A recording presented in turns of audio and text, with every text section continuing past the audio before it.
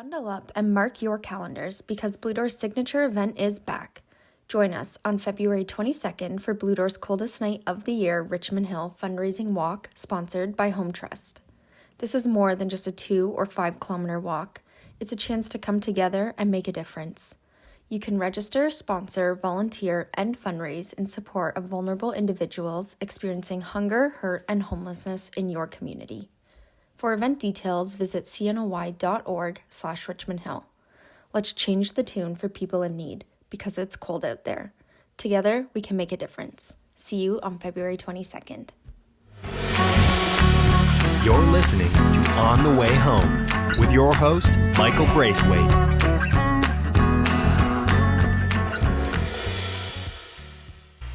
Welcome, friends of On the Way Home. I love that intro. I don't know, it's just fun. I find it's a bit of an earworm, sticks in my head all day. Thanks so much for tuning in. If you're new, welcome. If you're returning, thanks for coming back. I'm hoping that, if you're coming back, it's because we're so fortunate to have brilliant people in the space and sector that are willing to take the time to come on and talk about the challenges, but share the solutions, whether they're lived experts and talk about, what they have done to move forward and what the challenges are, or maybe they're experts in research or data, or maybe they're a funder or someone who says something different, right, in the areas of, poverty reduction, ending homelessness, preventing homelessness, which we should focus more on, et cetera, et cetera. We have so many cool people. Before we get to today's guests, who are not the exception to that rule, I should tell you, this podcast is brought to you by the lovely people at Blue Door. That's where I am absolutely privileged to be the CEO of that organization. I work with 130 people that are much, much smarter and talented than I am. We're doing the grassroots work on the ground, helping people move forward in their housing journey, whether that be emergency housing or transitional housing, whether it be through meaningful, well-paying employment in our construction social enterprise construct, or linking them to healthcare services where they can get healthy so they can be housed and move on through that journey.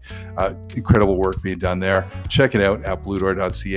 And hey, if you have an idea for a guest, you want to be a guest yourself because you're doing something pretty cool in the sector, or you have something to say, if you have feedback for us on the podcast, reach out to me, michael.b@bluedoor.ca at any time. We'd love to chat. We'd love your feedback. Let's get to today's guest. We know that the nonprofit sector is going to be a large part of ending the housing crisis. They play a part, and they have to be enabled to do that. But how do you enable them to do that, right? Often, and I'll speak from my own experience at Blue Door, we have land, we have ideas, we might even have some partners, and we want to do development to create deeply affordable housing, but we lack the knowledge, right? We lack the dollars to do so. It's too big of a risk. So how do you mitigate that? We need a partner to step up and kind of help us through that. If you don't have the capacity, and I say this in the podcast, then build the capacity. And that's what the United Way of the GTA has done with their recent announcement. They have built capacity with their community real estate initiative. The United Way of the GTA is the largest United Way in the world, right? And they've done incredible stuff around poverty reduction.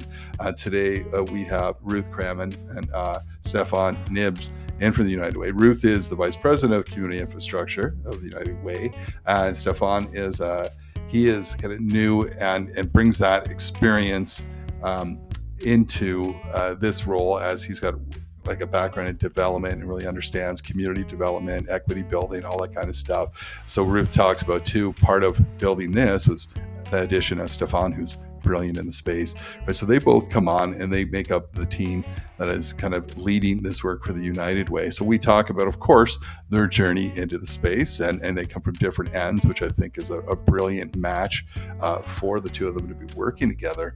We talk about how this came about. How did they know? What were they hearing? What are their hopes for the community real estate pieces? They talk about enabling organizations to do that pre-development work that often is very costly, to do the feasibility work.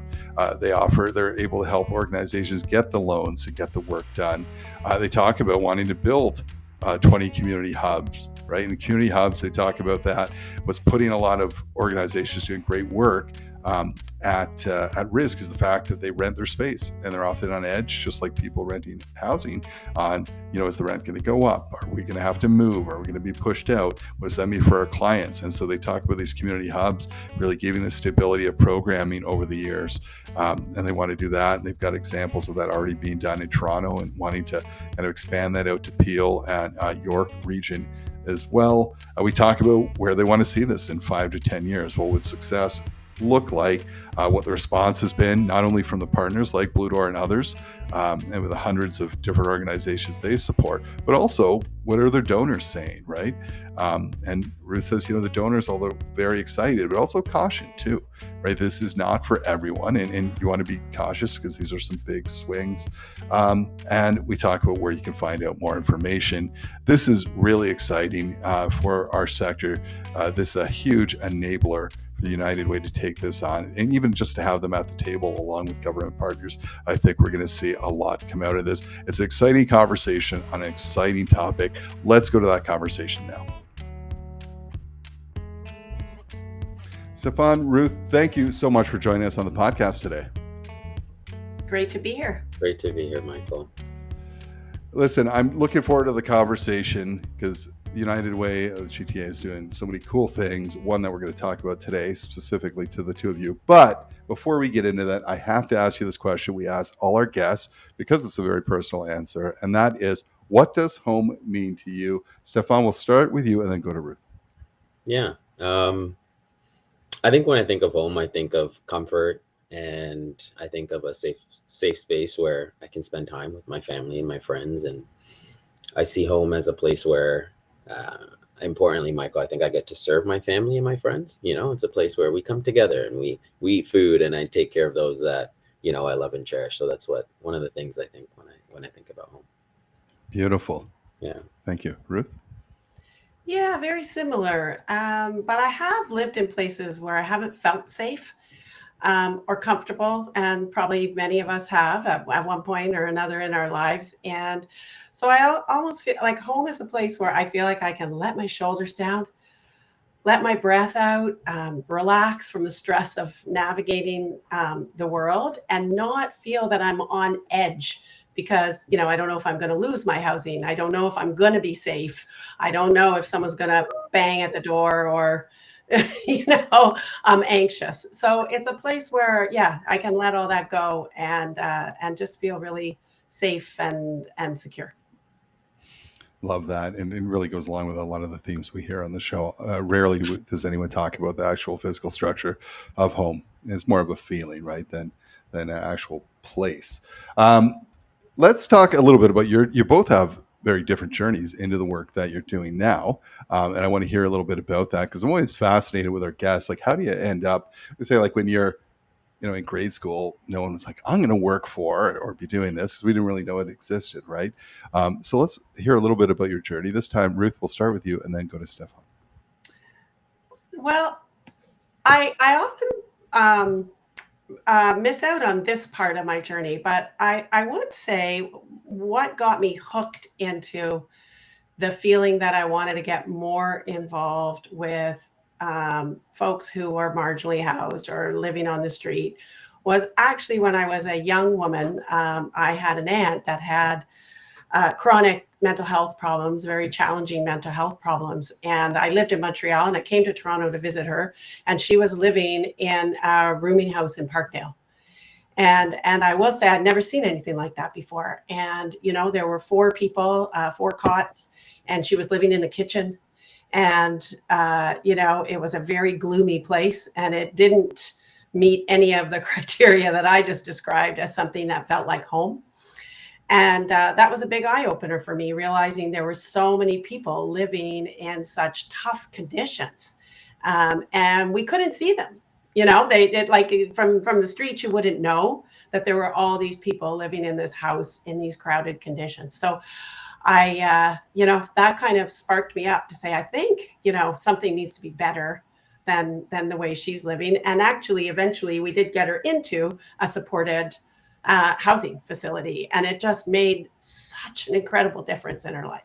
So from there, I went on to become a social worker and worked in homeless services for quite a number of years, drop-ins and shelter and housing at the YW, and worked for decades in United Way funded agencies. So then I had the privilege of getting to come to United Way and getting a little bit of the bigger system picture, and getting to work at that bigger level, and work with partners like Blue Door and others who are, trying new solutions, different way of trying to address the problem. So that's a bit about me. Very cool. Thanks for sharing that personal story as well. It's always interesting to see kind of what drives. And sometimes we don't realize that, as you said, right? Like till later, you're like, wow, wait a second, that kind of informed me and maybe who I am and what, and help to kind of shape what I do. Stefphon, how about your journey? Yeah, Michael. So I grew up in Toronto. I grew up in Rexdale, and I was always very fascinated with the world around me. And I would say, I think in looking at the opportunities that I had, the friends that I had, much of that was very much shaped by the environment I was in. And so, in starting to understand that, I think at like an early point in my life, I went off and I did my undergrad in urban development and studied planning, and really focused on, how can I create an impact in people's lives, through space and place, and in looking at that, I went on to work in real estate development for a while, and before joining at United Way. And I'd say, through my work, I've always been focused on community development. So I spent some time. I worked on Toronto's first community benefits agreement in 2018.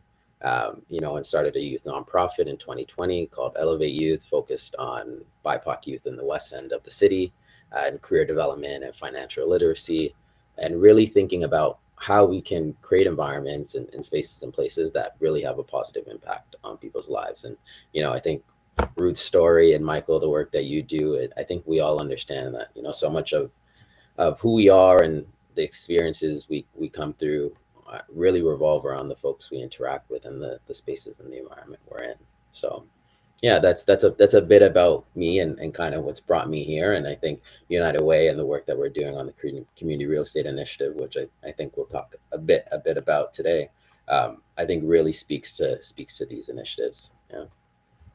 Yeah, thank you for that. Very cool. I love hearing people's journey into the work, and that's you've got some experience, in many different aspects, which makes sense as to why you're doing what you're doing now. And we are going to talk about, that's what we want to talk about today, the real estate piece with United Way, because it's new. Before we get to that, just in broad strokes, and either of you could kind of jump in here. Maybe we'll start with Ruth because she's been doing this for a little bit. But tell me about the United Way of the GTA, so broad strokes for people who may not know.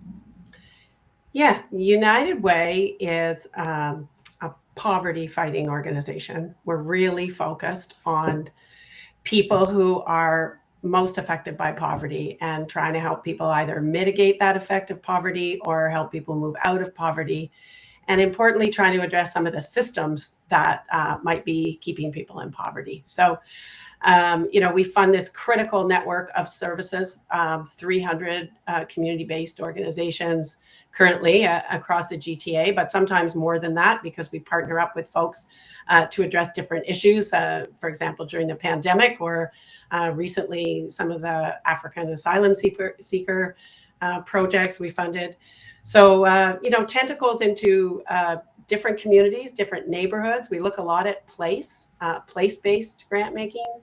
So we make grants, but we also, have a great research team, and we'll talk a little bit more about some of our latest research. We work on government policy, trying to mobilize people to ask our governments to work with us on the kind of changes that we want to see. So both on the ground services and then, great places like Blue Door, 360 Kids, addressing homelessness, but also, early on centers, because we know we've got to start early with families to give them a leg up. And programs to support seniors to stay in their homes. So a whole range of services, and then also some, policy and system level work. Very cool. I have to think like the YMCA. You say I think it's Bruce Lee saying this is be like water, right? And that's just being able to adapt. And United Way is like that, right? Like so, I think of during the pandemic, where right away you thought the needs have changed overnight. Everyone was like, "What do we do?" The United Way was one of the first agencies to step up and say, "Hey, we're going to be flexible. Do this with the dollars. What else do you need?" And we'll go find that. Right. And even with what we're talking about today, just seeing the constant changing needs when you're saying about fighting poverty, one of the leading drivers of poverty is just housing poverty, right? Like just not being able to afford housing that's out there for multiple reasons. Stefphon, did you want to add to that? No, I think you hit the nail on the head, Michael. And I think we're seeing as our region continues to evolve, the needs continue to change and evolve. And so, as an organization, we're always looking to see how best we can step up to the table and make sure, we're supporting community and folks where needed and how needed. Yeah. Yeah, it's interesting too. I think you mentioned some of that, and United Way has done a lot of work around equity because if you talk about poverty too, all things are not created equal, and the research that you've done that it will show in different parts of the city of Toronto or York or poverty looks different. Access to services is different. Access to healthcare, housing, and in different supports. And during COVID, we saw that too. Is that everyone wasn't affected equally. Very vulnerable people in vulnerable spots in the city were affected differently. And data always helps us because the question that we had asked, well, we'll prove it. How do you know? Like, don't just tell me, show me. And United Way's done incredible research around that.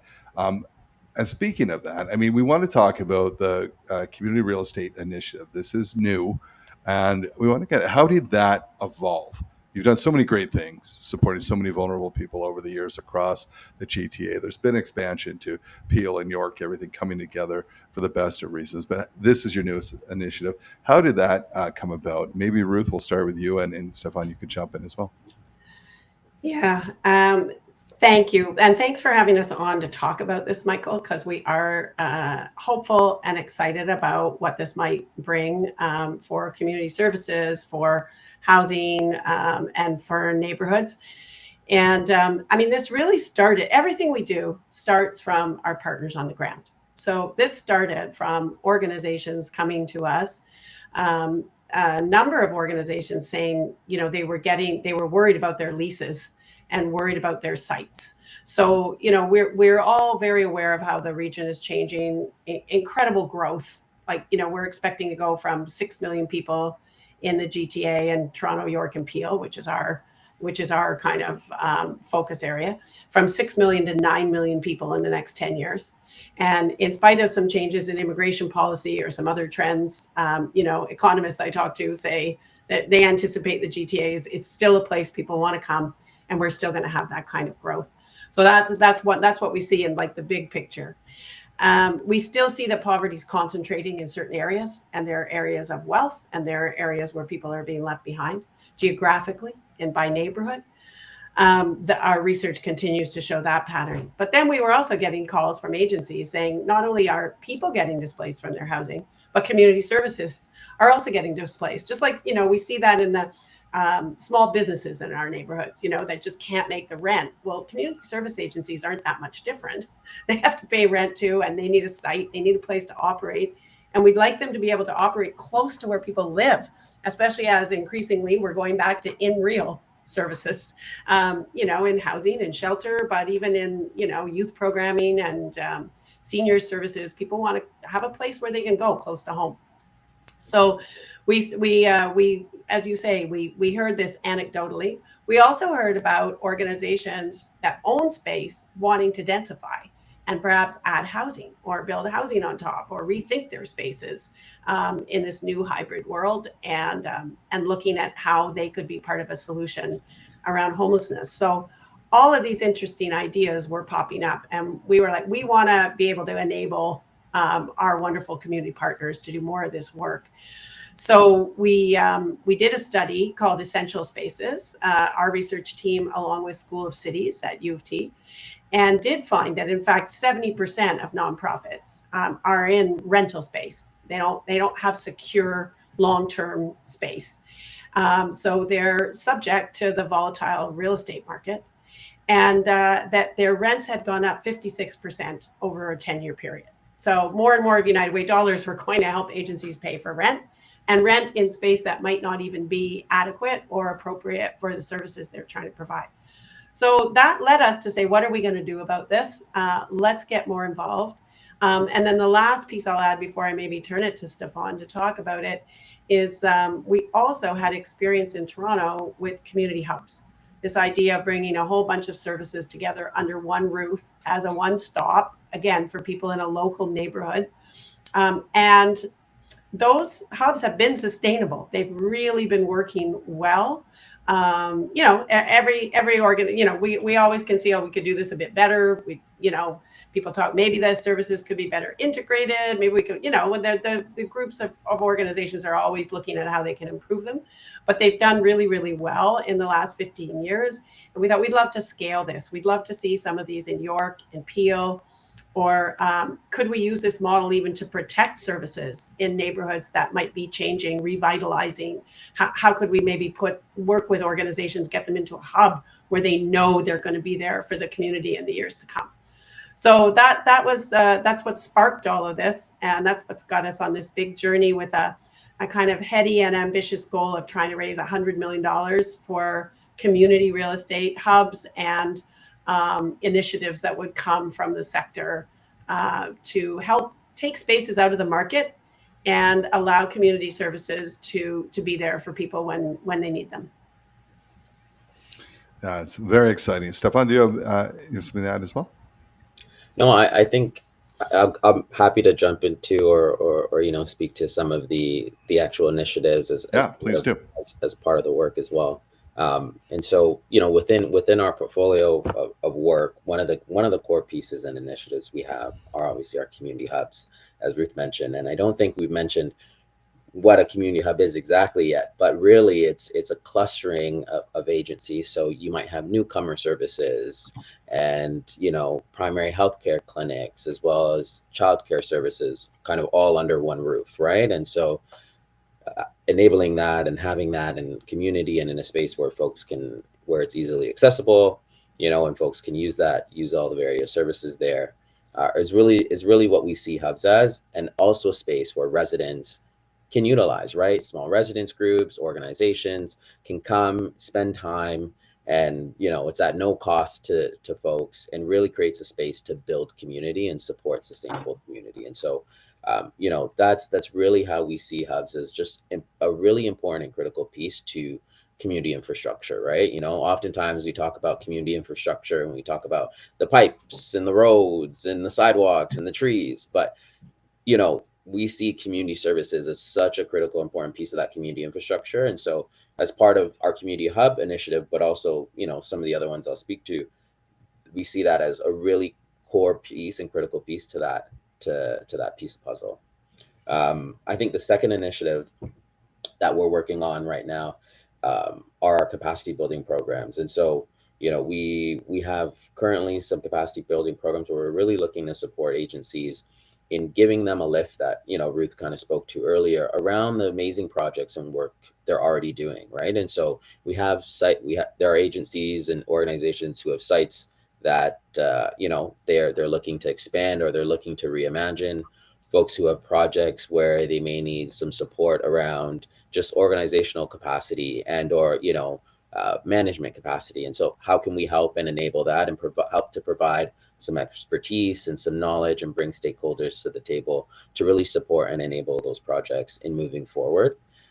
The third piece and initiative that we have are grants. And so, United Way, we've been a long time grantor, and this is work that we've done, and we understand that grants are a great way to really give a lift to initiatives that are already happening and work that's already happening on the ground, where that extra support and that extra need is needed. So we recently, this November, we launched our Expanding Community Services Space Grant. And that grant, Michael, is focused on the pre-development side of a project where folks might need design services or, building permit applications, things like that often are funded, as well as on the construction side, so folks who are looking to fit out a space that they might have, and or renovate a space that they might have. And so again, right, how can we give a lift to work that's already underway, and just continue to ensure that continues to happen going forward. And then I think the last core piece of the work that we're testing and we're looking at it in our initiative is really around alternative financing. And so what are the tools that we can use as a large organization to really support the sector and to really enable, projects and initiatives to move forward. And as part of that, we understand that financing is always a challenge, whether you're in the for-profit sector or the nonprofit sector, financing these projects are always a challenge. And so what are some of the tools that we can apply to help support that? And so one of the things we're looking at are testing a loan fund, again, an acquisition loan fund to help support agencies in owning their spaces. We're also looking at some other opportunities around equity grants and things like that, that really help to enable some of these projects, and more importantly, that sustainability and resilience of community services over time, right? And, if you can make sure you have the appropriate financing in place to sustain your services and your programming, that puts everybody at ease, and it also ensures that that community where those programs and services are based are there, and that the folks running those can really focus on the good work, which is providing services to their clients where they're needed. So those are a few of the tools that we're using, and we're really hoping that as they come together and as we deploy the strategy, we'll continue to see that impact in our community over time. Yeah, I don't know, Ruth, if there's anything you want to add there, or It's great.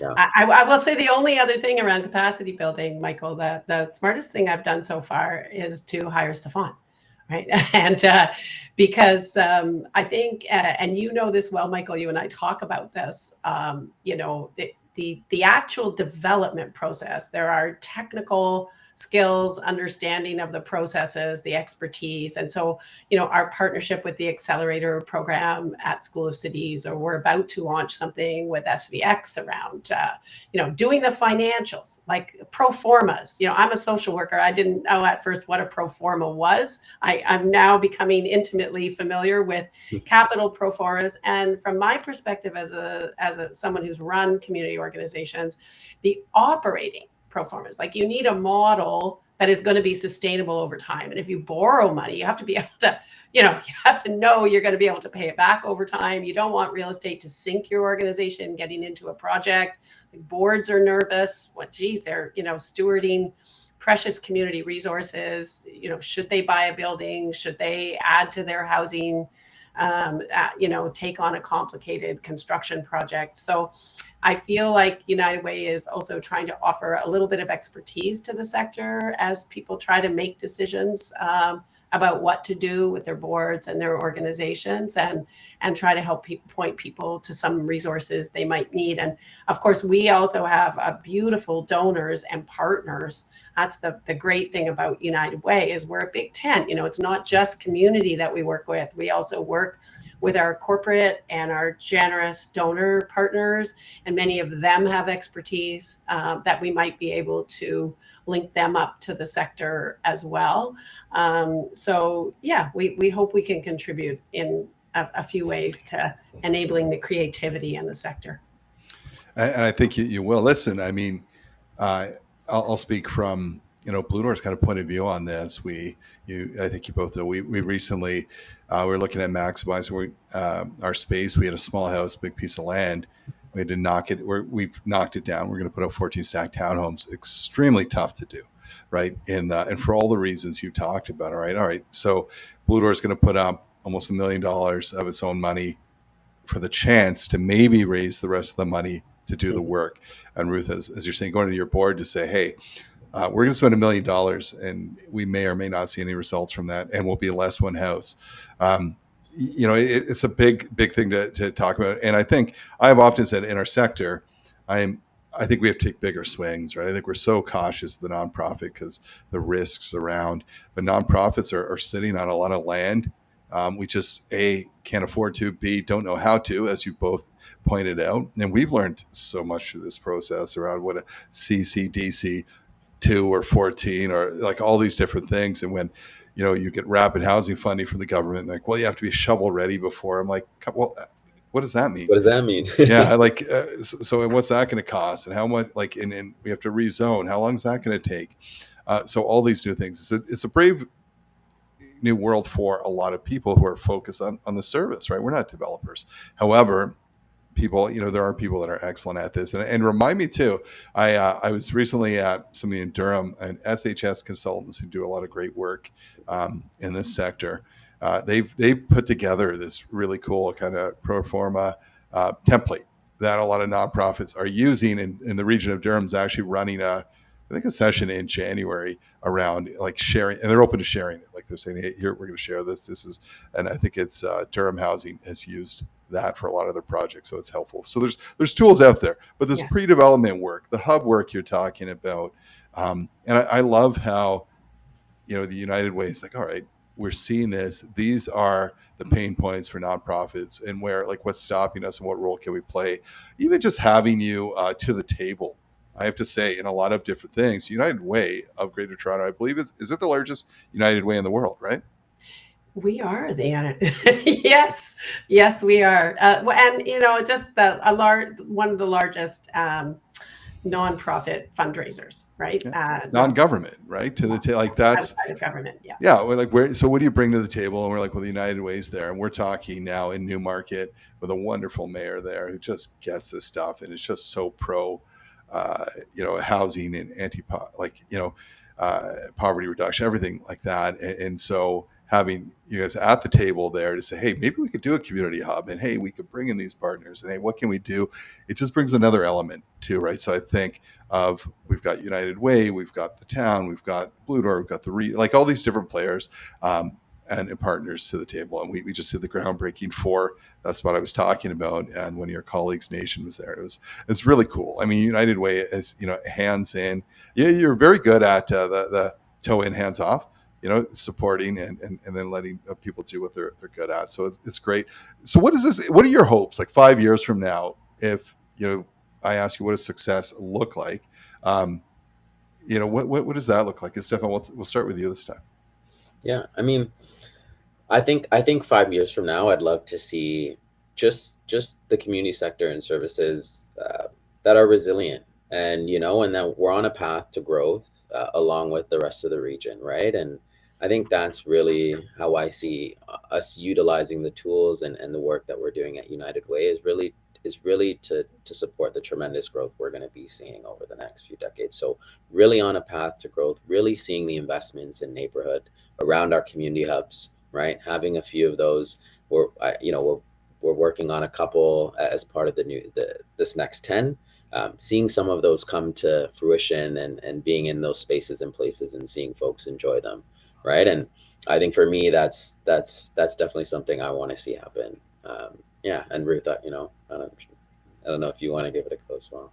Yeah. I would take. I'm going to take it out 10 years, Michael, because that's kind of the time frame we're looking at. We also know development takes a long time, right? So we need patience. And a few people have said, "Do you think your donors are going to be that patient?" And I think they are. I think there are a lot of people out there that realize we need to make some big infrastructure changes, and that might take us some time. We need to be there on the ground for the immediate, for the person who's homeless right now. And how is Blue Door helping them? How is United Way helping them? But we got to look longer term. So, our ambitions are 20 hubs to get. Right now, we have about 8 in operation. We have 2 in development. The Thorncliffe Park hub is about to open in January. So we're excited about that. But we'd like to see 20 hubs across the region. I would love to see us move like that research we did, 70% of organizations owning, community-owned real estate. I'd love to see that move up. I don't know, 80%. I don't know if we can get to 90%, but maybe 80%. So maybe some organizations with their boards can find ways to make that community wealth building happen. And then, the last thing I'd just love to loop back on is the equity piece, because in terms of vision, to me, community wealth building is the concept. And that's such an important concept in Indigenous communities, for Black communities, for newcomers, or for people who generally have just been left out of the opportunities. And real estate is an asset. We know that real estate is an asset for folks. And we know that if you have real estate, you can pass that asset on to future generations. So United Way is not sort of about building individual wealth, but we are about building community wealth. Yeah. So we would love to see, some Indigenous-led projects that we've been able to support. We'd love to see some Black-focused projects to put those assets in the hands of communities so they can pass that legacy to future generations. Yeah, so cool. And I know you're going to do all that and more. It's interesting you mentioned Indigenous organizations too. So I think, as you're aware, Blue Door has this Housing for All Land Trust. And at one point, I said to Steve Teakins, now Moraz, Steve, would you like to be one of the organizations that could, we could do these master leases to? And he said, Michael, I think, you should understand it's about owning, right? Like it's not about, yes. We don't want to lead, like we do that. We want to own that. And I said, 100% makes sense.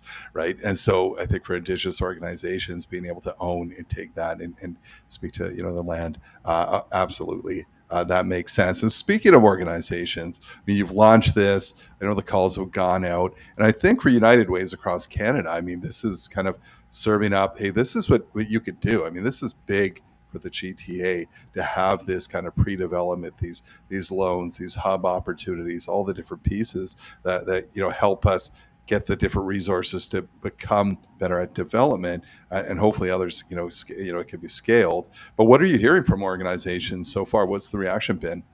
Well, maybe I'll jump first, and then Stephon's been talking to a lot of people as well. I will say our launch in November was great because we felt a lot of support from the community and from our stakeholders too, right? So we go out, we try to listen to everybody before we're creating a strategy, but then you always wonder, well, when we actually land it, is this going to make sense to people the way we've structured it? And of course, we've got restrictions and challenges ourselves as well as a charity. So but I think it's landing really well. There's been so much interest in the pre-development grants. We've now had some folks expressing interest in testing our loan fund with us. And we're seeing from all of our state government, donors and community that they feel we're on the right track with this. And I think there's going to be a lot of take up. We're feeling the excitement, which is giving us a lot of motivation, as you say, and motivation, I think, for our board and for our staff to go out on a limb and try some new things and take some risks if we have the right partners with which to do that.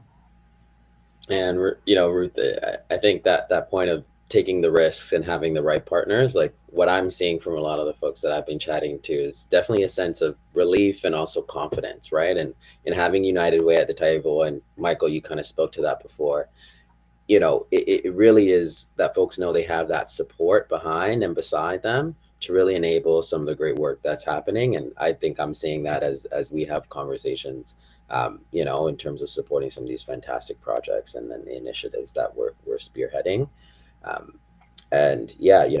That's really what I've been seeing.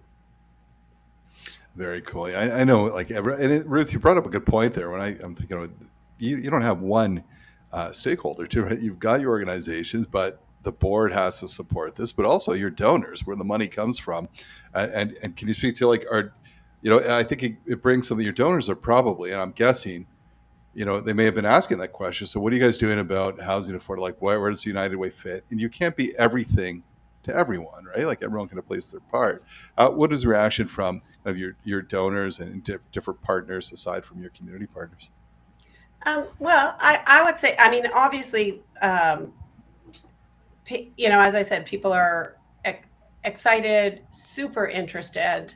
They like that we are trying to do something that is a little bit bigger and different to address, as Stefphon said at the front, and the infrastructure challenges, which United Way is kind of uniquely positioned to do.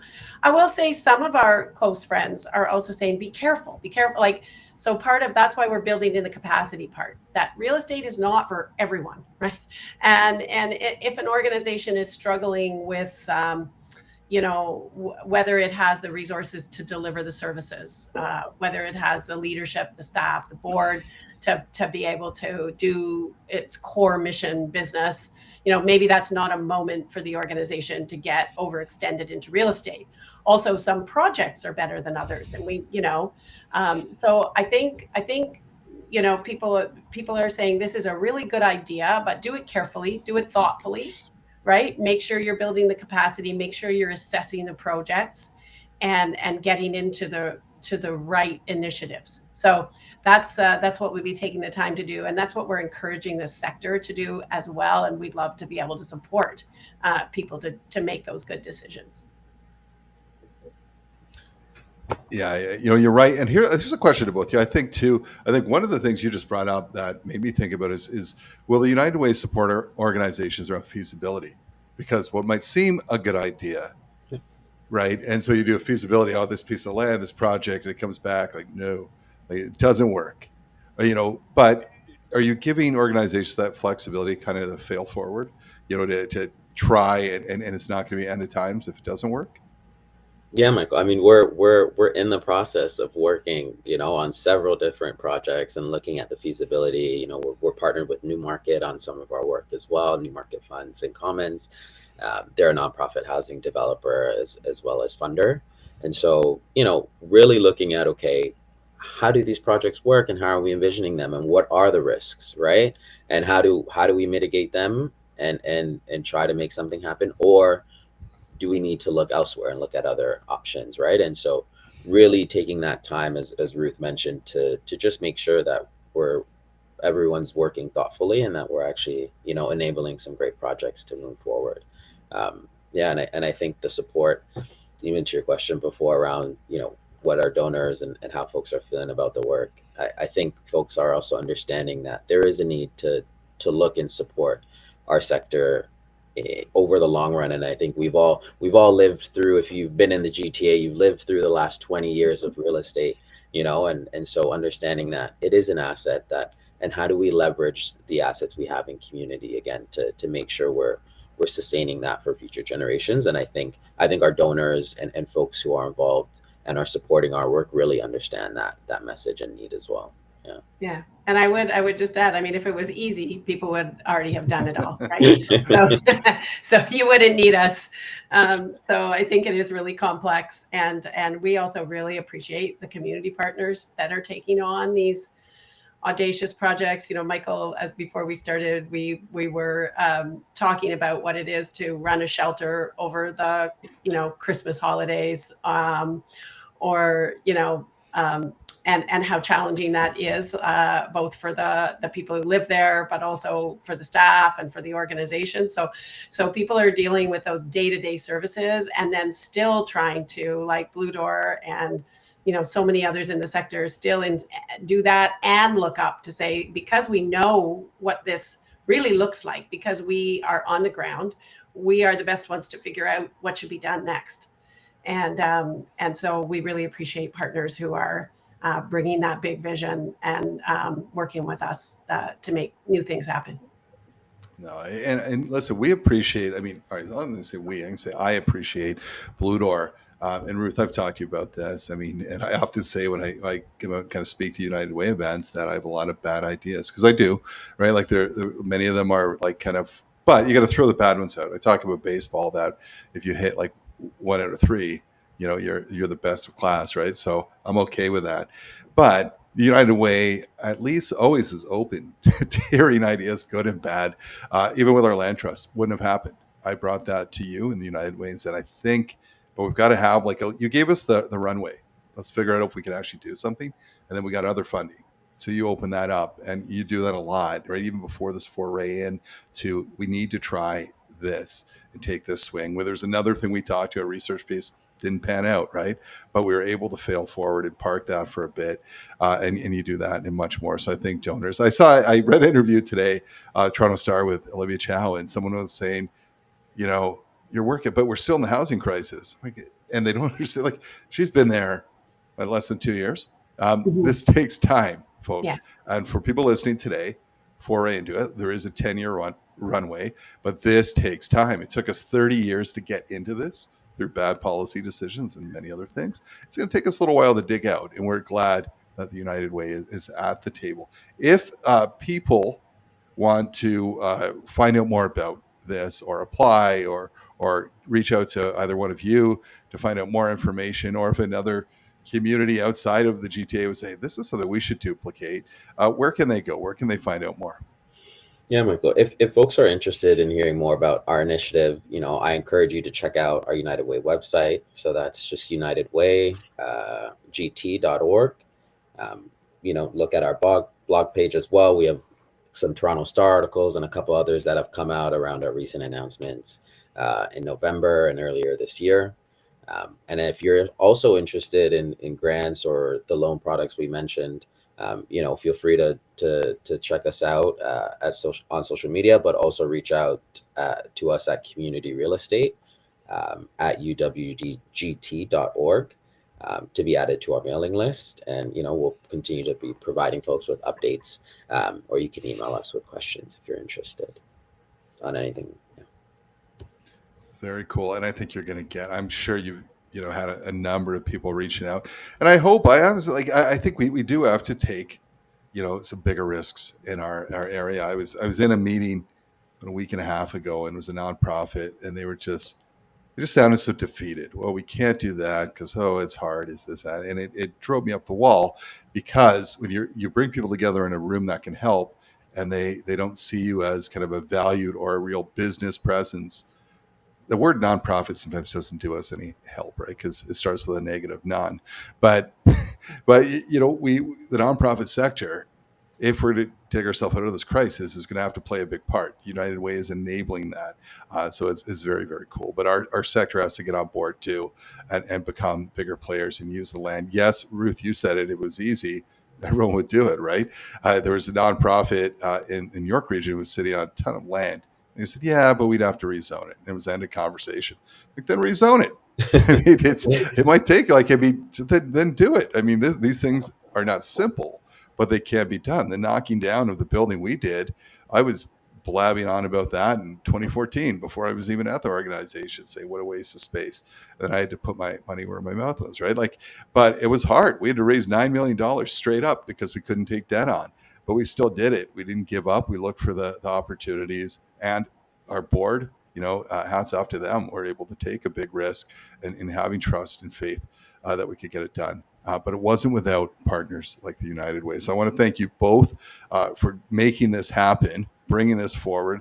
Ruth, thanks for bringing on Stefphon too. Like I often say, if you don't have the capacity, then build capacity, right? Bring it on, and bring on the people with the knowledge. I think you're just going to be so great for this sector and this kind of work, Stefphon and Ruth. So glad to have you leading it. And I appreciate this time of year, folks, for the United Way is crazy. I mean, they're at events every night. They're doing all sorts of, great things. So I appreciate you both for taking time out of your busy schedules to come on and talk about this initiative. And I think it's going to be really big for the reduction of poverty across the GTA. Thanks, Michael. We were so happy to be here and have a chance to talk to you about it. Yeah, that was great. All right, we'll see you next time on the way home. Thank you. See you.